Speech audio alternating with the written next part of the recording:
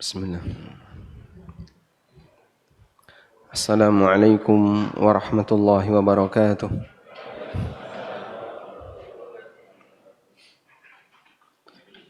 Alhamdulillahi rabbil alamin.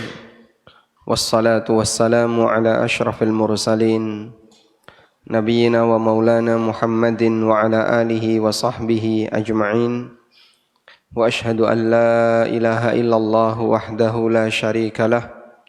Wa ashhadu anna Muhammadan abduhu wa rasuluh sallallahu alaihi wa ala alihi wa sahbihi wa man tabi'al huda ila yaumiddin.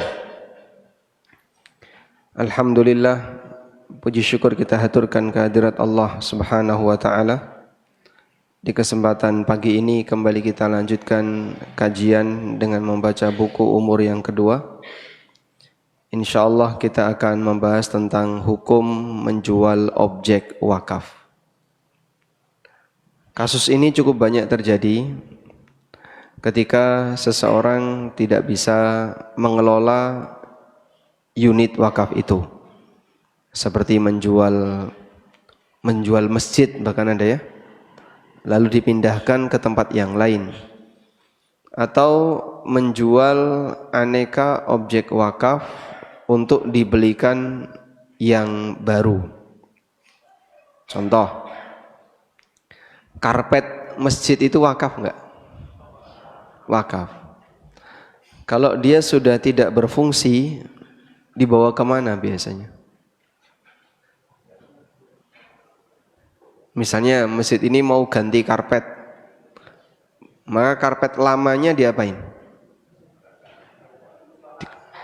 Ditaruh di musola. Ditaruh di musola.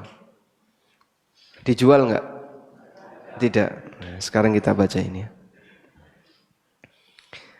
Pada prinsipnya wakaf tidak boleh dijual. Ada banyak hadis yang menjelaskan hal ini. Di antaranya, pertama, hadis dari Ibnu Umar radhiyallahu anhuma, beliau menceritakan bahwa Umar bin Khattab radhiyallahu anhu memiliki sebidang tanah di wilayah Khaybar. Beliau pun menawarkan tanah ini kepada Nabi SAW untuk dijadikan sebagai tanah wakaf. Asabtu ardon lam usib malan qattu anfasa minhu fakaifa ta'muruni bihi. Saya mendapatkan sebidang tanah di mana tidak ada harta yang lebih berharga bagiku dibandingkan tanah ini. Fakaifa ta'muruni bihi, apa yang Anda perintahkan untukku? Dan demikianlah para sahabat, mereka minta saran kepada Nabi SAW untuk memberikan arahan bagaimana cara yang tepat dalam beramal. Lalu Nabi SAW memberikan saran, in syi'ta habbasta aslaha, kalau mau kau bisa pertahankan tanahnya, wa tasaddaqta biha, dan kau sedekah dengan hasilnya. Sehingga objek wakaf itu lahannya dipertahankan, wakafnya dipertahankan, tapi hasilnya disedekahkan. Ibnu Umar mengatakan, fatasaddaqa Umaru, lalu Umar mensedekahkan hasil dari tanah itu dengan catatan annahu la yuba', tanah itu tidak boleh dijual, la yuba'u asluha, tanah itu tidak boleh dijual, wala yuhab, tidak boleh dihibahkan, wala yurath, tidak boleh diwariskan. Disedekahkan untuk siapa? Fil fuqara wal qurba, kepada orang miskin, kerabat, warriqab, para budak, wa fi sabilillah, untuk fi sabilillah, wad dhaif, untuk para tamu, wa ibnis sabil, dan untuk ibnu sabil. Siapapun yang mau mengambil untuk tujuan umum silahkan. Jadi misalnya ada orang yang nanam mangga tapi di tanah masjid. Boleh enggak hasil dari mangga itu dimanfaatkan?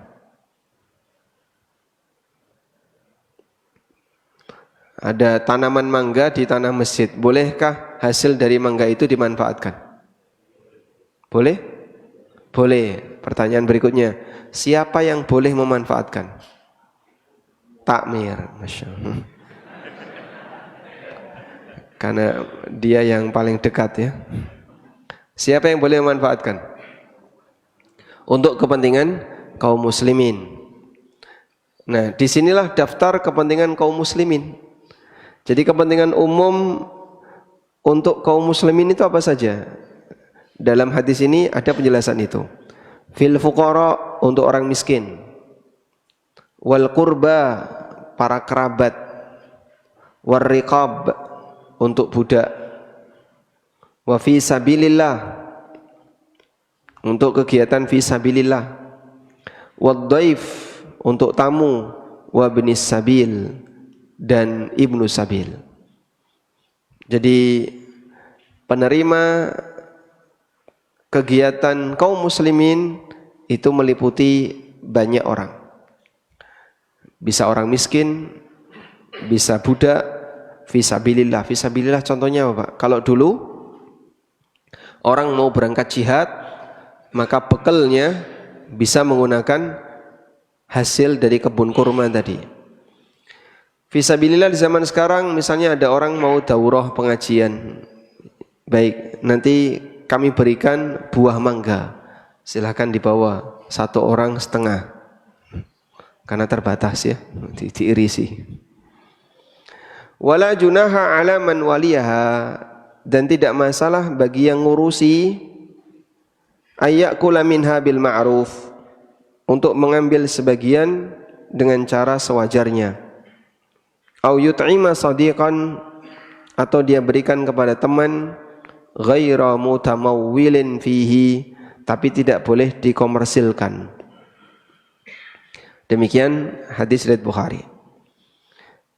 Dalam riwayat yang lain, Nabi SAW memberi saran kepada Umar untuk wakaf. Beliau mengatakan, tasaddaq bi aslihi wala yuba'u wala yuhabu wala yurath. Silahkan kau sedekahkan dari tanah itu, tidak boleh dijual, tidak boleh dihibahkan, tidak boleh diwariskan. Walakin yunfaku thamaruhu, tapi hasilnya diinfakkan. Baik. Tidak boleh dijual objek wakaf,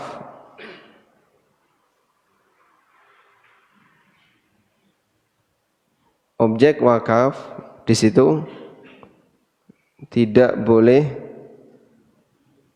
dijual, tidak boleh dihibahkan, tidak boleh apa lagi? Diwariskan. Tidak boleh dijual, tidak boleh dihibahkan, tidak boleh diwariskan. Artinya apa ini? Tidak boleh dijadikan, tidak boleh dijadikan milik pribadi. Sesuatu itu akan jadi milik pribadi jika yang dilakukan 3 ini. Sesuatu akan menjadi milik pribadi kalau dilakukan 3 ini. Dia dijual, dihibahkan, atau diwariskan. Baik, selanjutnya, dan tidak dijumpai adanya perbedaan ulama bahwa barang wakaf tidak boleh dijual. Selain riwayat dari Abu Hanifah, meskipun tidak disetujui murid-muridnya seperti Zufar bin Hudzail. At-Tahawi menceritakan bahwa Abu Yusuf, salah satu murid seniornya Abu Hanifah, membolehkan menjual wakaf. Kemudian beliau mendengar hadis Umar di atas, lalu Abu Yusuf mengatakan, Hadza la yasa'u ahadan khilafuhu. Siapapun tidak boleh menyalahi aturan dalam hadis ini. Walau balagha Abu Hanifah, andaikan hadis ini sampai kepada Abu Hanifah, laqala bihi, tentu beliau akan mengambil pendapat sejalan dengan hadis ini. Faraja'a an bai'il waqfi, sehingga beliau akan rujuk dari bolehnya menjual wakaf. Jadi Abu Hanifah enggak tahu hadis ini. Maka beliau berpendapat, ya objek wakaf sebagaimana objek yang lain boleh dijual. Nah, yang tahu muridnya namanya siapa tadi? Abu Yusuf. Sampai Abu Yusuf mengatakan, andaikan guruku Abu Hanifah tahu hadis ini, beliau pasti akan berpendapat sesuai dengan hadis ini. Hatta sara ka'annahu la khilafa fihi baina ahadin, sehingga seolah-olah di sana tidak ada perbedaan di kalangan para ulama. Semuanya sepakat objek wakaf tidak boleh dijual. Nah, selanjutnya, kalau kita sudah paham bahwa objek wakaf tidak boleh dijual, maka tidak boleh jual masjid, jual musola, dan jual objek wakaf yang lain. Selanjutnya, bagaimana jika objek wakaf tidak bisa dimanfaatkan? Lalu dipakai untuk apa kalau nggak bisa dimanfaatkan? Bagaimana jika barang itu tidak memungkinkan lagi untuk dimanfaatkan? Bagian inilah yang menjadi perhatian besar para ulama dalam masalah wakaf. Ketika harta wakaf tidak mungkin lagi dimanfaatkan, atau terlalu sulit untuk memanfaatkannya. Misalnya wakaf tanah, tapi di mana? Di puncak gunung. Arab nenggowo Pak, mau saya wakafkan untuk masjid. Siapa Pak yang mau sholat di sana Pak? Tak kasih telefrik, kereta gantung. Udah seneng ya? Nah, ketika tidak memungkinkan untuk dimanfaatkan, maka apakah boleh diuangkan, kemudian nanti hasilnya dialihkan untuk mendukung objek wakaf yang lain?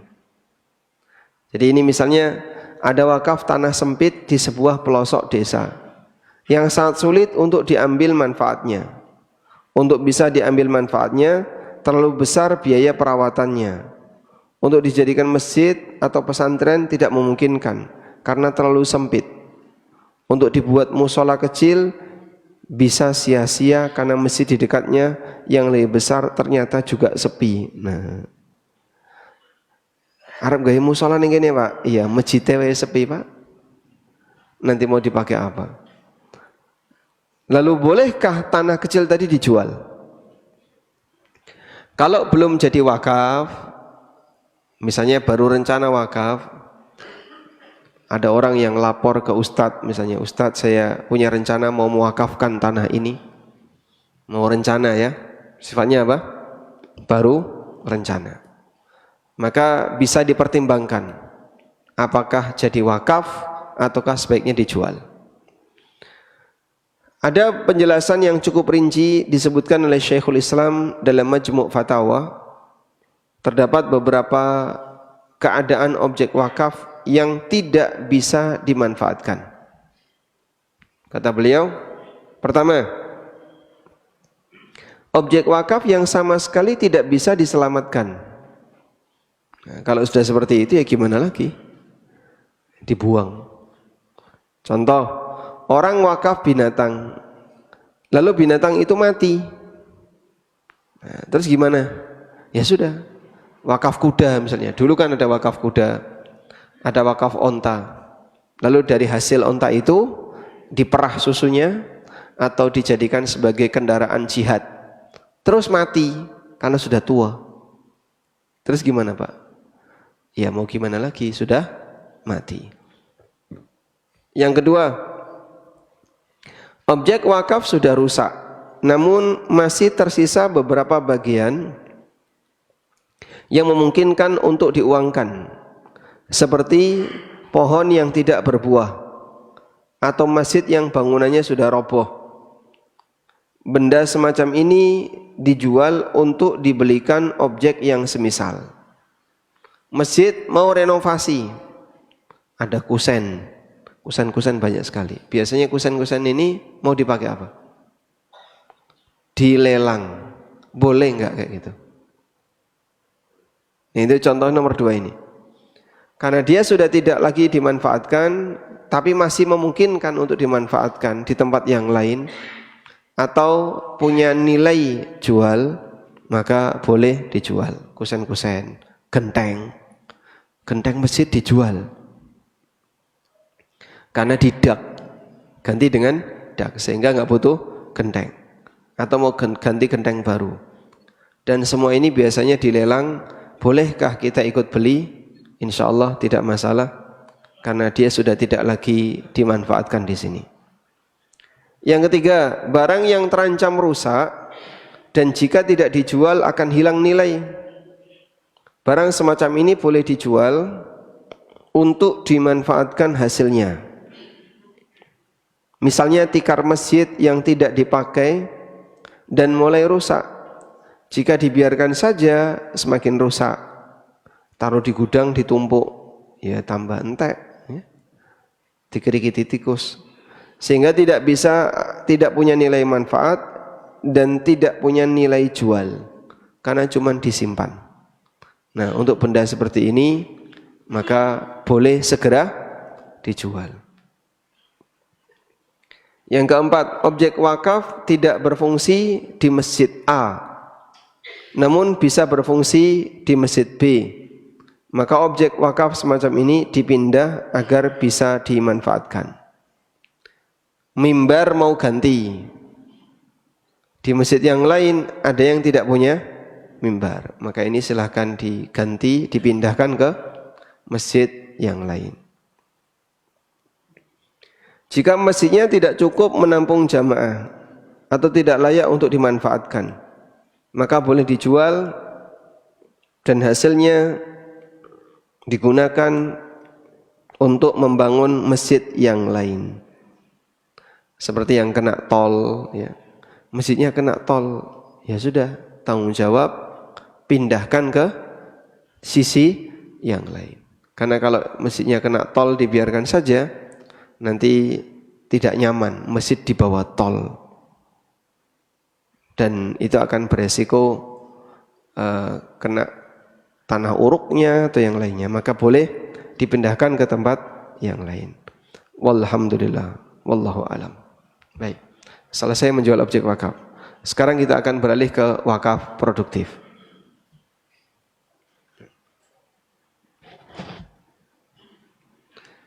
Baik, ini pembahasan yang sekarang mungkin lagi banyak disinggung oleh banyak masyarakat, ya. Coba melek. ngantuk nih. Sudah mau selesai ya? Wakaf produktif. Kita baca dulu. Banyak orang memahami wakaf hanya terbatas pada pengadaan tempat ibadah atau tempat pendidikan. Sehingga ketika ada orang yang wakaf lahan, selalu terbayang adalah mewujudkan salah satu dari dua pilihan di atas. Dipakai masjid atau dipakai sekolah atau dipakai pesantren. Pemahaman ini hakikatnya mempersempit makna wakaf itu sendiri. Di zaman sahabat banyak sekali wakaf yang mereka keluarkan dalam bentuk objek produktif. Seperti wakaf kebun yang menghasilkan buah. Mereka tidak mengubah buah itu jadi masjid, tidak juga mengubah buah itu jadi lembaga pendidikan, namun mereka pertahankan sebagai kebun yang hasilnya untuk kepentingan masyarakat. Sehingga hasil kebun itu yang disedekahkan. Tetap bertahan sebagai kebun. Nah, seperti ini namanya apa? Wakaf produktif. Sebelum memulai pembahasan wakaf produktif, terlebih dahulu kita akan bahas peta pengembangan wakaf kontemporer. Objek wakaf produktif ada dua. Satu, unit usaha yang sudah eksis, unit usaha yang sudah ada. Misalnya seseorang wakaf pom bensin atau perusahaan. Praktek semacam ini sudah sering dilakukan oleh para sahabat, seperti wakaf kebun Khaybar yang dilakukan oleh Umar, wakaf kebun Bayruha yang dilakukan oleh Abu Talha. Jadi untuk yang pertama ini, ada orang sudah punya pom, sudah punya kos-kosan, sudah punya hotel, lalu diwakafkan. Nah, kalau ada orang wakaf pom bensin, sebaiknya diapain? Ganti masjid. Jangan ya. Sebaiknya gimana? Pertahankan jadi pom. Lalu hasil dari pom bensin ini yang disedekahkan. Ada orang wakaf sawah. Sebaiknya diapain? Wakaf sawah sebaiknya diapain? Jadikan sebagai sawah. Tanami lombok, tanami jagung. Nanti maru. Marunya gimana Pak? Di sini maru ya. Untuk petaninya separuh, petaninya atau separuhnya dikasihkan jamaah. Petaninya dapat separuh, separuhnya dapat dikasihkan ke kaum muslimin. Yang kedua, wakaf produktif yang bentuknya wakaf tunai. Jadi ada orang yang membuka iuran wakaf. Bentuk wakaf tunai adalah masyarakat mengumpulkan sejumlah uang untuk diwakafkan. Nah sekarang sejumlah uang yang diwakafkan itu mau dipakai apa? Selanjutnya dana wakaf itu digunakan dalam 3 jenis proyek. Pertama, digunakan untuk pengadaan unit usaha baru, seperti untuk pembangunan hotel atau unit usaha yang lainnya. Sehingga misalnya jamaah Masjid Al-Furqon Sidoarum Godean mengumpulkan dana, diwakafkan, lalu dijadikan sebagai danantara. Danantara versi lokal. Boleh nggak Pak kayak gitu Pak? Dan mau dipakai apa? Kita mau bikin hotel Pak. Siap insya Allah. Ada lahan kosong di sebelah. Kalau jamaah Al-Furqon wakaf untuk mendirikan hotel sanggup nggak? Keberatan Pak. Yang kedua, digunakan untuk membeli saham dari unit usaha yang sudah berjalan. Misalnya digunakan untuk membeli saham perusahaan A yang sudah established. Perusahaan yang sudah established, maksudnya yang sudah bertahan, lalu mendapatkan bagi hasil. Jadi misalnya ada salah satu di antara jamaah punya unit usaha. Pak, boleh nggak sahamnya kami beli separuh? Nah, kalau dia baik hati, karena ini untuk kepentingan umum, kita bayar. Separuhnya berapa Pak? Sekian miliar. Kita bayar sekian miliar. Maka unit usaha ini separuhnya punya umat, separuhnya punya pemilik. Ini seperti wakafnya sumurnya Utsman. Sumur Utsman itu dulunya punya siapa? Yahudi. Yahudi memiliki sumur itu dan airnya dibutuhkan oleh kaum muslimin. Tapi si Yahudi ini tidak mau menjual sumur itu. Sehingga si Yahudi ini maunya kaum muslimin kalau mau ngambil air bayar. Akhirnya Nabi SAW mengumumkan, siapa yang mau membeli bi'ru rumah, mau membeli sumur rumah, maka dia akan mendapatkan surga. Akhirnya dibeli sama Utsman. Ketika dibeli sama Utsman, si Yahudi ini keberatan. Nanti kalau kau beli, kau bisa jualan airnya, peluang bisnis saya jadi hilang. Ya sudah, kalau begitu saya beli separuh sumur. Akhirnya Yahudi ini berpikir, separuh dibeli Utsman, berarti saya masih punya kesempatan separuh. Nah, separuh sumur itu bukan sumurnya dibelah dua, bukan. Tapi gantian ngambil. Hari ini Yahudi, besok Utsman. Hari ini Yahudi, besok Utsman. Terus seperti itu. Nah, oleh Utsman jatah harinya diserahkan ke kaum muslimin. Siapa yang mau ngambil air dari sumur itu, silahkan kau ambil di hari ini, karena ini jatahku. Nah, akhirnya masyarakat berbondong-bondong ngambil air di hari itu.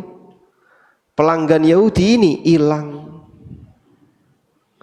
Ini yang biasanya beli, ini sudah nggak ada pelanggannya, karena mereka semuanya ngambil di hari jatahnya Utsman.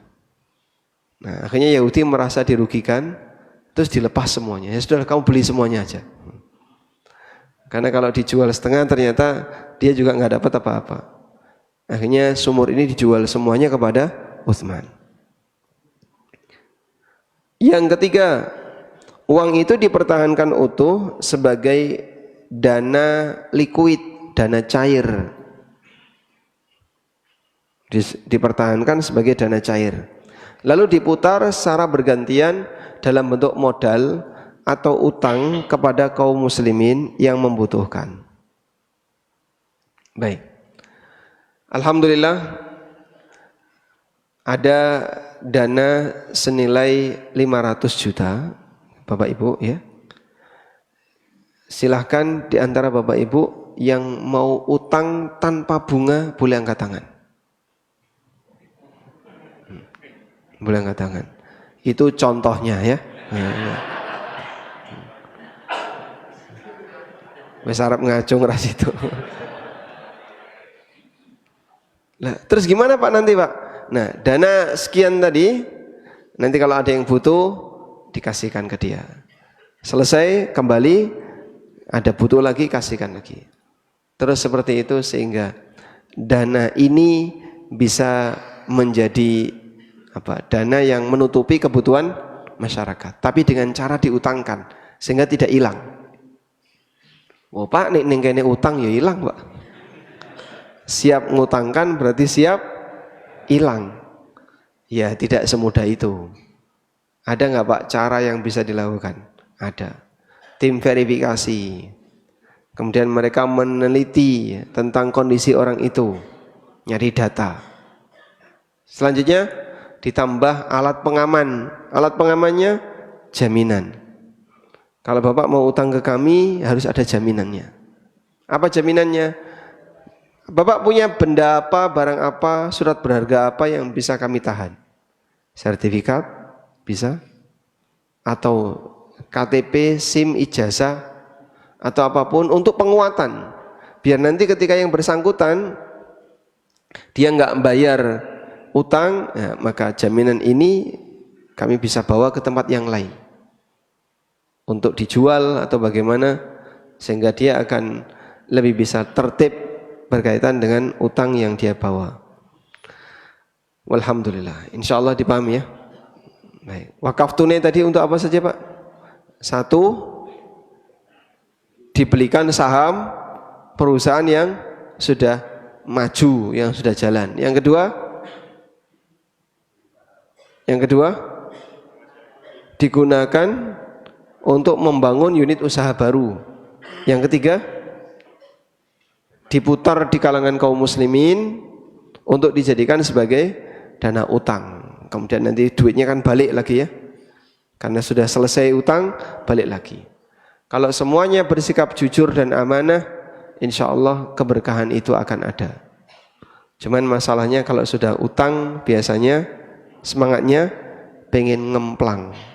Dan ini bisa membuat harta jadi hilang.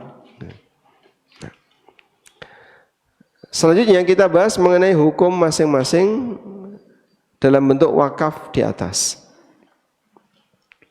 Pertama, wakaf dalam bentuk unit usaha yang sudah berjalan. Hal paling penting yang harus diperhatikan untuk wakaf semacam ini adalah masalah pengelolaan. Siapa yang bertanggung jawab mengelola unit wakaf itu? Dengan mempertimbangkan prinsip maslahat, yang bertanggung jawab mengelola adalah mereka yang memiliki kemampuan dalam menjalankan perusahaan agar tetap menghasilkan keuntungan. Karena itu mengingat pertimbangan ini, wakaf diharapkan tidak melepas unit usaha tersebut tanpa ada pengalihan pengelolaan usaha yang tepat. Jadi jangan sampai asal-asalan, kasih modal, hilang semua, rugi semua. Kan itu sering ya. Ada, Pak, saya itu punya tetangga, dikasih berapapun tuh selalu habis, dan dia nggak punya unit usaha apapun, kerjanya serabutan, nggak menentu, kadang ada kadang tidak. Nah, itu sebaiknya dikasih pancing atau dikasih umpan, sama saja ya. Orang ini sebaiknya dikasih ikan atau dikasih umpan? Hah? Kasih ikan atau dikasih umpan? Kasih ikan. Berarti gak usah mancing ya. Wes bapak gak usah mancing, tak kasih ikan. Atau sebaiknya dikasih pancing, dikasih umpan. Kalau dia dikasih pancing dan dikasih umpan, seringnya gagal Pak. Bolak-balik usaha A gagal, usaha B gagal, usaha C gagal kabeh. Nah yang kayak gini, maka sebaiknya gimana? Dia jangan dikasih modal. Kasih modal ya sama dengan menghilangkan uang wakaf ya. Kalau itu zakat Pak, ya kalau itu zakat, kasihkan ke dia jadi hak milik dia. Bagi pengelola, mereka berhak untuk diberi upah sebagaimana ketentuan upah yang berhak bagi nazir wakaf. Nilai upah bisa diambilkan dari prosentase bagi hasil terhadap keuntungan yang didapatkan. Prosentase bagi hasil terhadap keuntungan yang didapatkan. Wallahu a'lam. Baik, misalnya jamaah kumpulkan dana. Kumpulkan dana. Setelah dikumpulkan dana, jadi apa? Dana sosial. Jadi kumpulan dana sosial. Nah, setelah jadi dana sosial, lalu digunakan untuk membangun unit usaha. Kalau mau seperti ini, maka wajib di sini harus pengelola mampu.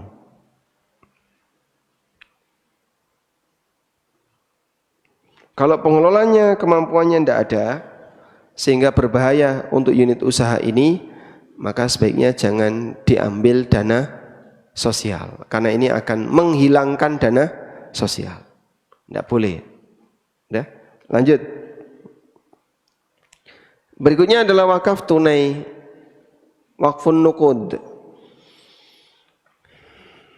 Tadi kita sudah menyimpulkan bahwa wakaf tunai ada 3 bentuk. Digunakan untuk pengadaan unit usaha, baik mendirikan usaha baru atau mengakuisisi usaha yang sudah berjalan. Untuk kondisi ini pada hakikatnya statusnya sama sebagaimana kondisi pertama.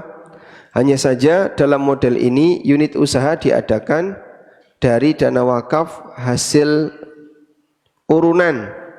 Sehingga selanjutnya ada 2 hal yang penting untuk diperhatikan. 1, ketetapan pemilik unit usaha yang hendak diakuisisi dengan mempertimbangkan potensi pengembangan, peluang resiko rugi, upaya mitigasi ketika terjadi kegagalan dan seterusnya. Jadi misalnya si A punya warung Pak, cabangnya banyak. Boleh nggak dana wakaf dipakai buka cabang baru? Ya boleh, tapi perlu diperhatikan aman nggak kira-kira? Aman maksudnya gimana? Nanti kalau nggak laku gimana? Buka cabang baru, bangkrut, rugi, hilang duit wakaf. Nah, maka dalam hal ini cari unit usaha yang sudah mapan. Sehingga kita sampaikan kepada yang bersangkutan. Pak, Bapak punya berapa cabang? Saya punya unit usaha warung makan, ada 10 cabang. Yang paling ramai mana Pak? Ini paling ramai. Baik, ini ada dana wakaf, kami beli 10 cabang Bapak yang ke-10 yang kesekian ini yang paling rame dibeli. Nah, yang paling rame kan berarti sudah apa? Sumber pendapatan yang sudah bertahan. Nah, kita beli dengan dana wakaf tadi. Kalau orangnya baik hati, lepas. Tapi kalau orangnya mungkin masih banyak pertimbangan, oh saya masih butuh ini, dia gandoli. Yang kedua, ketetapan dalam pengelolaan. Dengan mempertimbangkan kemampuan tim pengelola agar ketepatan dalam pengelolaan, dengan mempertimbangkan kemampuan tim pengelola agar unit usaha ini tetap berjalan dengan baik dan menghasilkan keuangan. Jadi tepat sasaran dan tepat pengelolaan. Digunakan untuk akuisisi sebagian saham perusahaan. Digunakan sebagai dana pinjaman utangan secara bergantian atau modal usaha yang diinvestasikan secara bergantian. Dua jenis penggunaan ini dilakukan dengan mempertahankan likuiditas dana wakaf.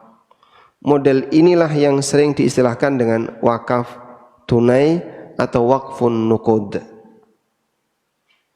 Wakaf tunai atau wakaf uang. Baik. Di sini contoh penggunaan wakaf tunai.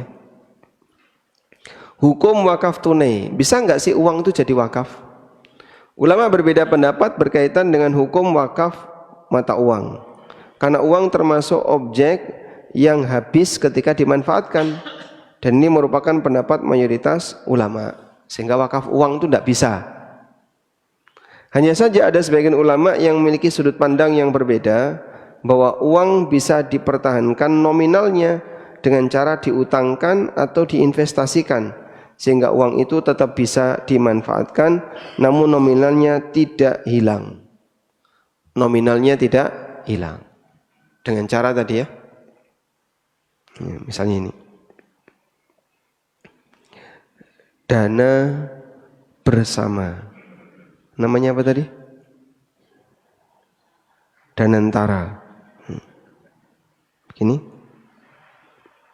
Lalu ini dari jamaah.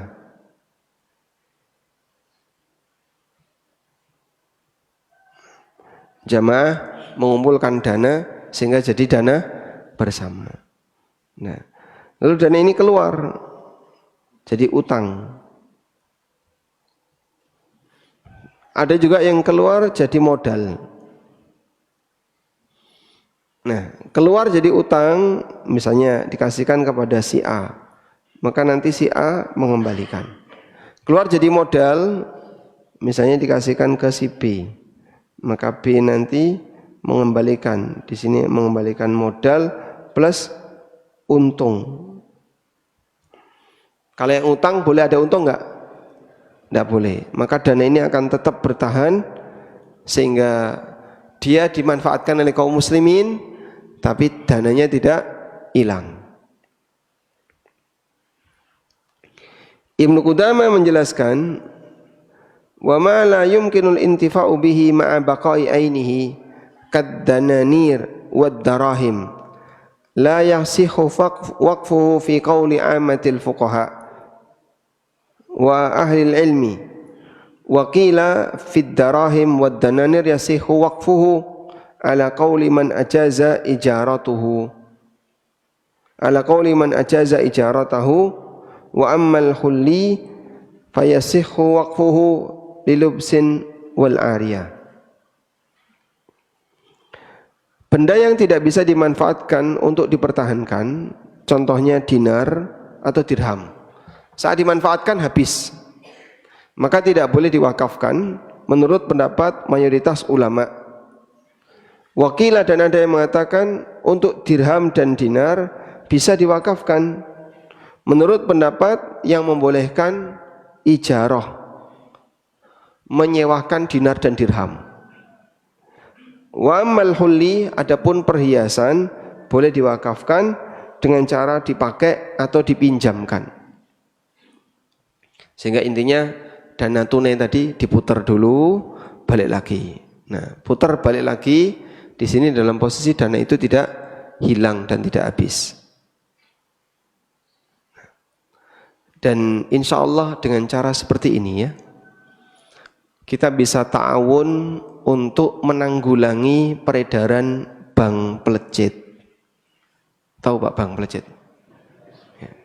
Bank yang tidak punya ATM. Itu lebih berbahaya daripada bank yang punya ATM. Dan mereka itu mengakar di bawah gitu, tekon yang pasar, terus nari orang, nawari, utang dan seterusnya. Berapa biasanya Pak? 5 jutaan, 10 jutaan. Lalu oleh para pedagang tadi dimanfaatkan baik untuk konsumsi atau untuk unit usaha. Bunganya berapa Pak? 20%. Sehingga pinjam 1 juta balik 1.200.000. Per 1 juta balik 1.200.000. Kemana kaum muslimin sampai ada orang jadi korban yang seperti ini? Padahal mereka punya dana yang besar. Ya, karena kaum muslimin khawatir duit itu hilang. Sehingga mereka tidak mau menggunakan cara memberi utang dengan seperti itu. Nah, terus solusinya gimana Pak? Kalau mau serius, ya, dana masyarakat dikumpulin, diutangkan kepada mereka-mereka itu, tapi dengan jaminan. Terus ada debt kolektornya. Nah, nanti dibayar. Tim penagih, kalau enggak hilang. Lalu dibayar dari apa Pak? Siapa yang mau sedekah silahkan, digunakan biaya administrasi atau operasional untuk membayari yang penagih-penagih tadi. Ada salah satu orang yang dia susah nyari kerja. Sampai ketemu lowongan dicari kerja, dicari pekerja dengan lowongan ini. Datang dia. Apa kerjaannya? Pak, kami butuh debt collector. Kerjaannya apa? Debt collector. Akhirnya dia mundur, nggak berani. Syekhul Islam menjelaskan keterangan dalam mazhab Imam Ahmad. Imam Ahmad menjelaskan terkait kasus yang lebih unik daripada menjual objek wakaf untuk digantikan dengan objek yang lain, yaitu wakaf objek yang bisa dimanfaatkan kecuali dengan mengganti objek yang lain. Abu Bakar bin Abdul Aziz, nah berarti di sini tidak bisa ya, tulisi, yaitu objek wakaf yang tidak bisa dimanfaatkan kecuali dengan mengganti objek yang lain. Abu Bakar bin Abdul Aziz dalam kitab Asy-Syafi menyebutkan, Naqal al-Maimuni an Ahmad. Al-Maimuni menukil keterangan dari Imam Ahmad bahwa dirham idza kanat mauqufatan, apabila diwakafkan ala ahli baitihi, kepada kerabatnya, fa fiha shadaqah, maka di sana kena zakat. Wa idza kanat alal masakin, tapi kalau diwakafkan untuk kaum muslimin yang miskin, falaisa fiha shadaqah, tidak ada kewajiban zakat. Qultu, lalu ada yang bertanya, rajulun waqafa alfa darahim fi sabilillah. Bagaimana kalau ada orang yang wakaf 1000 dirham fi sabilillah? Qala, jawab Imam Ahmad, in kanat lil masakin falaisa fiha syai'. Kalau itu digunakan untuk kepentingan orang miskin, maka tidak ada zakatnya. Ya. Dana sosial itu tidak ada zakatnya. Pak, kas masjid itu ratusan juta ya Pak, dizakati nggak Pak? Nah dizakati mau dikasihkan siapa? Kas masjid dizakati mau dikasihkan siapa? Ya balik lagi ke masjid Pak.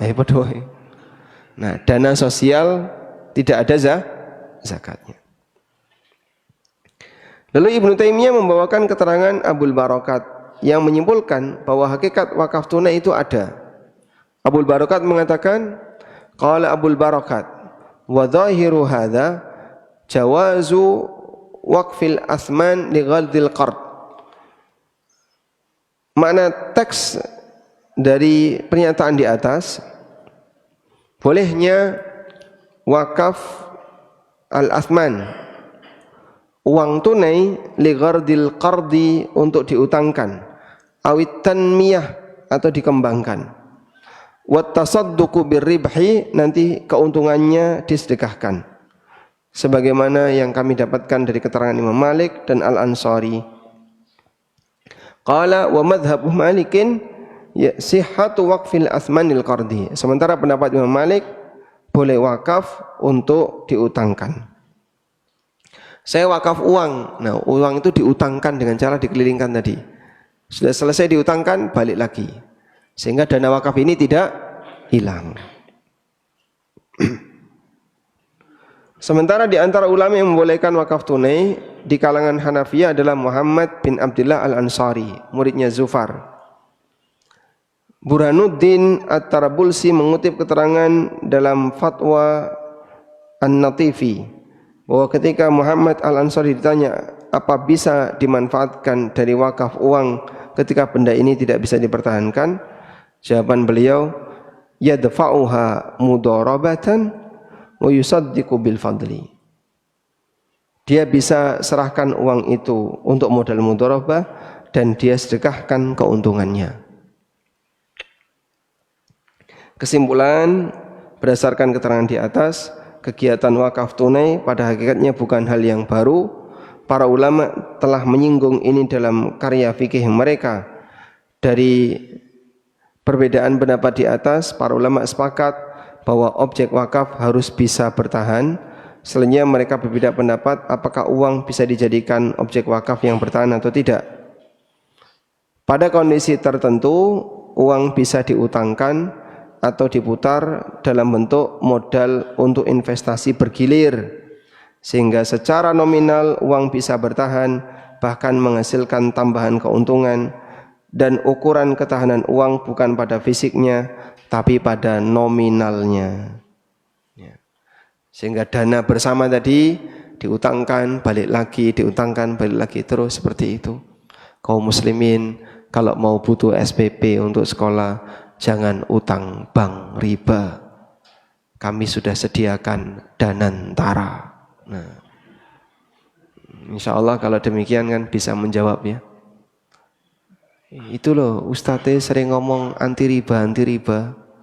Mong iso ngomong tok anti riba, tidak bisa ngasih solusi. Ada karepe jenengan pripun? Ya kudune kan Ustadz iki ya ngekei solusi. Terus nek awake dhewe iki butuh utang iki pripun? Kabeh kok riba. Nah jenengan sing dikarepne piye? Ya sampean Ustadz kudu ngutangi. Waduh. Resiko iki. Wani ngomong masalah muamalah haram harus bisa ngasih solusi. Karena memang sebagian orang kalau sudah membicarakan halal haram sensitif. Kok tiba-tiba diharamkan ini jadi nggak boleh ini.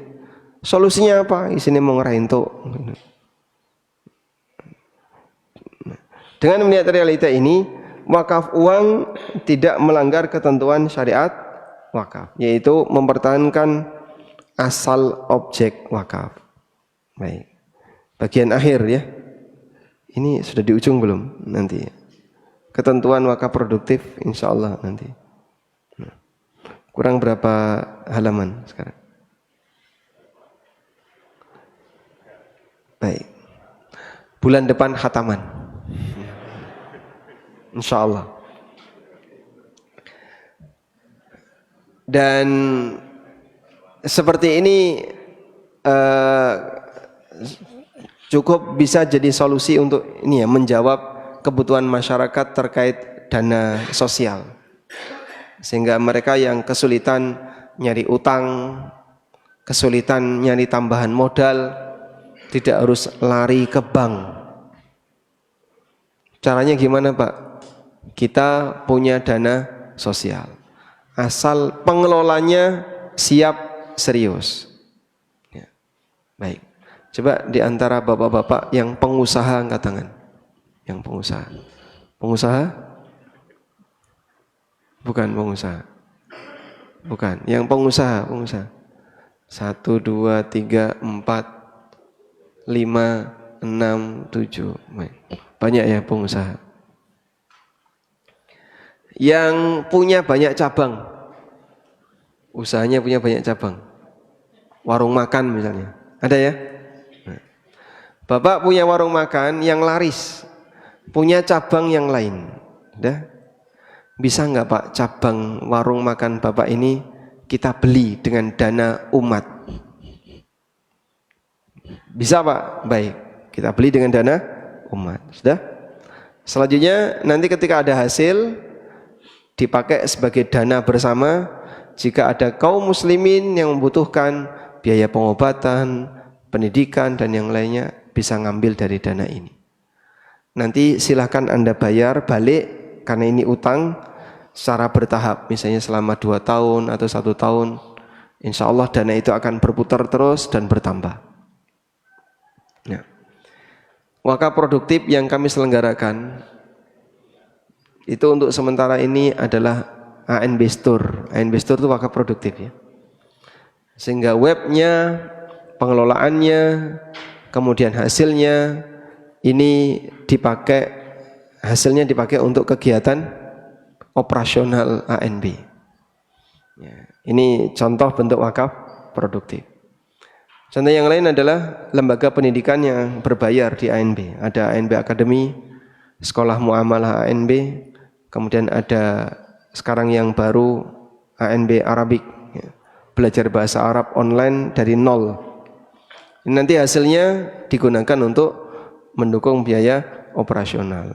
Maka kami dalam kegiatan ANB, penggajian karyawan, bayar listrik, untuk kegiatan yang lainnya di cover, ditutupi dari hasil-hasil itu. Walhamdulillah. Baik. Cukup insyaallah. Matahari sudah terbit belum? Sudah. Sudah. Mau dilihat dulu di luar? Baik. Wassallallahu ala nabiyyina Muhammadin wa ala alihi wa sahbihi wasallam. Ada yang mau disampaikan jemaah? Enggak ada?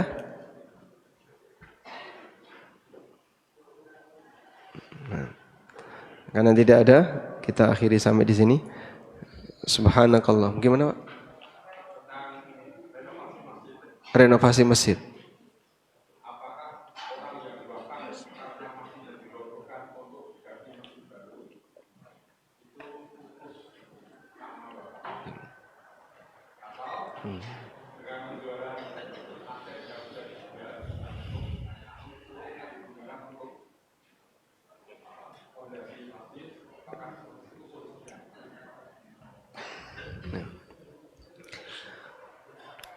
Ada orang yang wakaf masjid, tapi masjidnya direnovasi. Nah, yang wakaf pertama itu apakah bisa mendapatkan pahala? Misalnya tembok ini dibongkar, atau apalagi kusen-kusennya dibongkar. Selama masih dimanfaatkan, maka yang bersangkutan dapat pahala. Misalnya temboknya dirobohkan, tapi dijadikan uruk, sehingga masjid yang baru lebih tinggi. Uruknya apa? Tembok masjid lama. Kusennya dijual, dipakai beli kusen yang baru. Maka masih ada kusen di masjid itu, tapi kusen-kusen yang baru. Hasil dari penjualan kusen lama. Berarti yang wakaf pertama dulu masih dapat enggak? Masih. Ini pinter-pinternya takmir dalam memanfaatkan ya. Saya pernah ketemu masjid. Di masjid ini ada 2 tiang besar. Di kanan kirinya imam. Terus di atasnya ada tulisan Allah Muhammad. Jadi tiang ini tidak menyanggah apapun. Cuman tiang gini kosong, ini enggak menyanggah apapun. Ada tulisan Allah Muhammad, hanya untuk hiasan. Itu 2 kali lipatnya tiang ini Pak, gede sekali Pak. Ya, 2 kali lipatnya itu.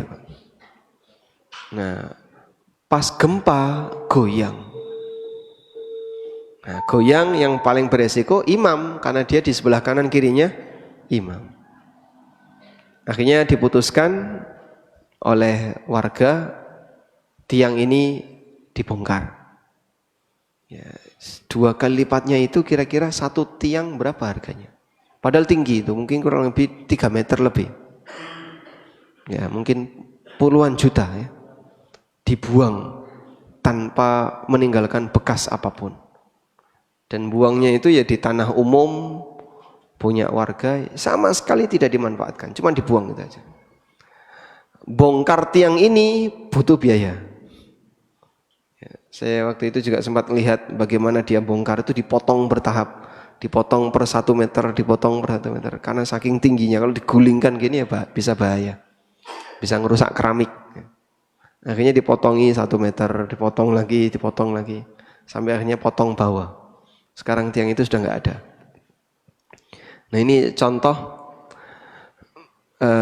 salah desain masjid itu menyanyiakan dana umat. Ya, makanya takmir dalam hal ini perlu untuk memperhatikan ya, jangan sampai salah desain. Akhirnya bongkar pasang baru jadi bongkar, baru jadi lagi bongkar. Kenapa nggak cocok ya Pak? Nah, itu salah desain dari awal. Nah, walhamdulillah. Baik, demikian semoga yang kita bahas ini bermanfaat. Wassallallahu ala nabiyyina Muhammadin wa ala alihi wa sahbihi wasallam. Wa akhiru da'wana alhamdulillahi rabbil alamin. Wassalamualaikum warahmatullahi wabarakatuh.